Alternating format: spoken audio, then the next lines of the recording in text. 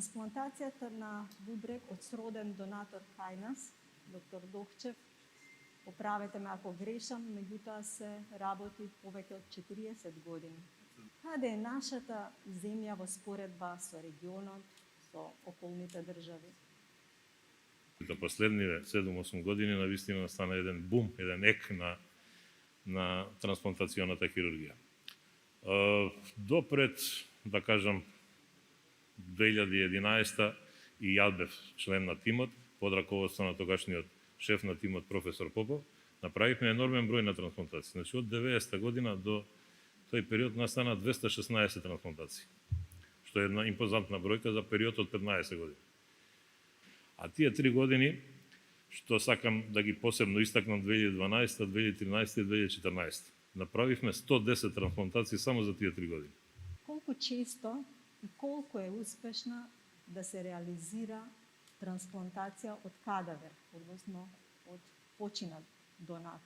Повторно, сега ја оживувавме последниве неколку години, кадаверична трансплантација посебно. А посебно сакам да го истакнам овој период кога живееме и работиме во ова светско зло, што не снајде сите пандемијата на COVID, успеавме да направиме 4 трансплантации на бубрези.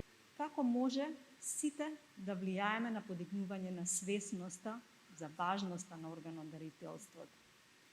Ова е еден многу комплексен процес, една соработка на повеќе нивоа, секогаш кога имаме мултисекторски и мултидисциплинарен пристап, има голем предизвик.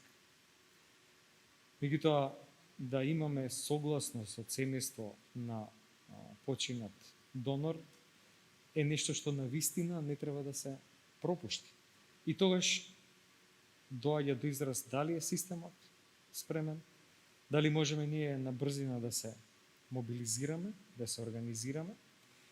Многу е битна свесноста кај граѓаните. И сметам дека токму вакви чинови, кои што, гледайте, тоа се херојски чинови. И кога тие се прикажуваат во јавноста со вистинската тежина и важност која што има, заради тоа што органодарителството не е само бенефит за реципиентот, туку и за семејството, пријателите и генерално за општеството.